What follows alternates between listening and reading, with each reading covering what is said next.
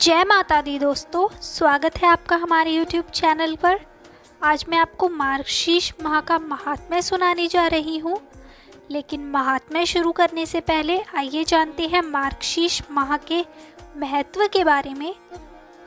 शीर्ष हिंदू पंचांग का 9वां महीना होता है और इस महीने को अग्रहण और अघन के नाम से भी जाना जाता है। खास बात यह है कि इस माह के बारे में शास्त्रों में वर्णित है कि ये सबसे पवित्र महीना होता है। भगवत गीता में भी इस माह के बारे में भगवान श्री कृष्ण ने बताया है।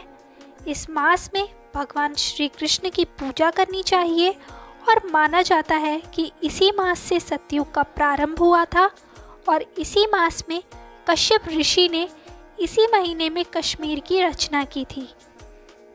इस महीने में मंगल कार्य करने चाहिए क्योंकि ये इस मास में किए एक हर कार्य फलदायी होते हैं।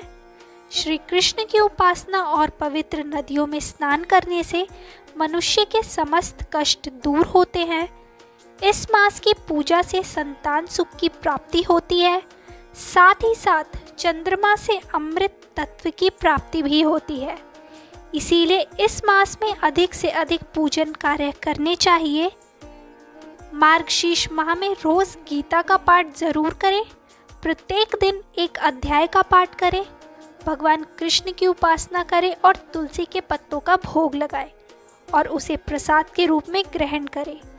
पूरे मास ओम नमो भगवते वासुदेवाय का जाप करना चाहिए। मार्गशीर्ष मास भगवान श्री कृष्ण को अत्यंत प्रिय माना जाता है। भगवान ने स्वयं इस मास के बारे में अर्जुन को ज्ञान दिया था। उन्होंने कहा था कि मार्गशीर्ष मास स्वयं मेरा ही स्वरूप है। इस मास में तीर्थाटन और नदी स्नान से पापों का नाश होता है और मनुष्य की मनोकामनाएं पूर्ण होती है। ओम श्री गणेशाय नमः। दोस्तों, अब मैं आपको सुनाने जा रही हूँ मार्गशीर्ष माह का महात्म्य, जिसका पहला अध्याय कुछ इस प्रकार है। एक समय नैमिषारण्य तीर्थ में सूत जी महाराज शौनक आदि ऋषियों से कहते हैं कि हे ऋषिगण, इस जगत के सब प्राणियों के आनंददाता, मुक्ति और मुक्ति को देने वाले देवकी के पुत्र भगवान माधव श्री कृष्णचंद्र को मैं नमस्कार करता हूँ। श्वेत द्वीप में सुख से आसीन देवताओं के देवता लक्ष्मी के पति अपने पिता श्री विष्णु भगवान को नमस्कार करके श्री ब्रह्मा जी ने पूछा कि हे भगवान, हे जगत को धारण करने वाले, हे पवित्र कथाओं को कहने वाले, हे देवेश, हे सर्वज्ञ, सबके मालिक, कृपा करके मेरे एक प्रश्न का उत्तर दीजिए। आपने पहले कहा कि मैं मासों में मार्गशीर्ष मास हूँ, सो मैं उस मार्गशीर्ष मास का ठीक ठीक महात्म्य जानना चाहता हूँ। हे रमापते, उस मास का देवता कौन है, दान क्या है, उसमें स्नान आदि करने की विधि क्या है तथा मार्गशीर्ष मास में क्या क्या करना चाहिए, क्या भोजन करना चाहिए, क्या बोलना चाहिए तथा जो पूजन ध्यान मंत्र जप आदि कर्म किए जाते हैं उन सबको मुझसे कहिए।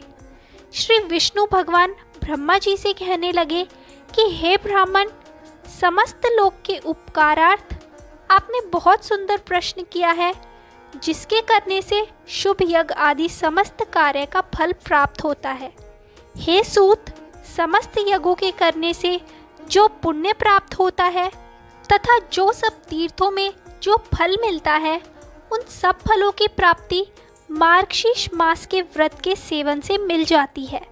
हे पुत्र, मनुष्य तुला पुष्प दान आदि के करने से जो फल प्राप्त करता है, वह फल केवल मार्गशीर्ष मास के महात्म्य के सुनने मात्र से प्राप्त कर लेता है।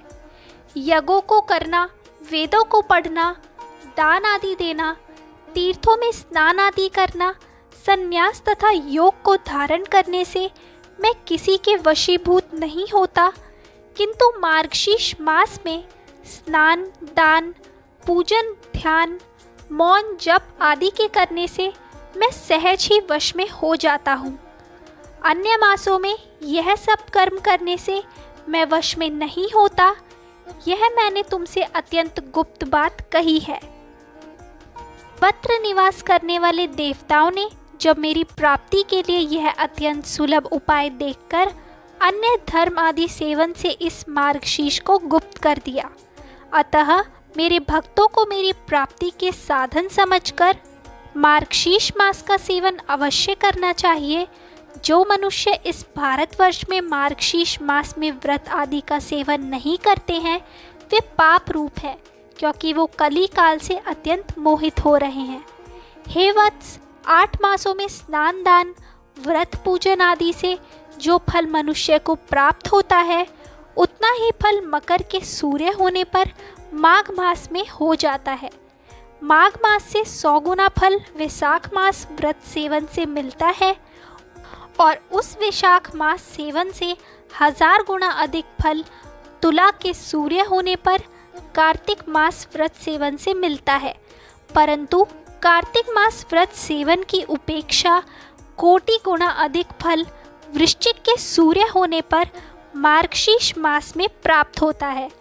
इस कारण मार्गशीर्ष मास समस्त मासों में श्रेष्ठ है और मुझको अत्यंत प्रिय है। हे पुत्र, जो मनुष्य मार्गशीर्ष मास में प्रातःकाल उठकर विधि पूर्वक स्नान करता है उससे प्रसन्न होकर मैं उसकी आत्मा को अपना ही समझता हूँ।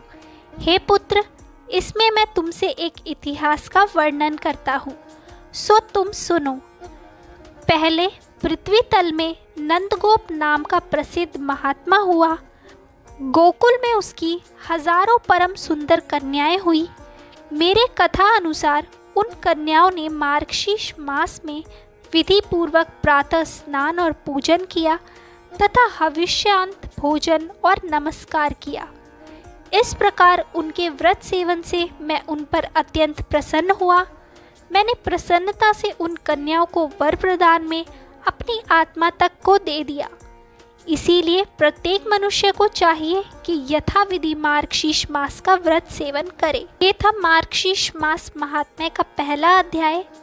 आगे के और अध्याय सुनने के लिए हमारे चैनल को सब्सक्राइब करें और शेयर करना ना भूलें।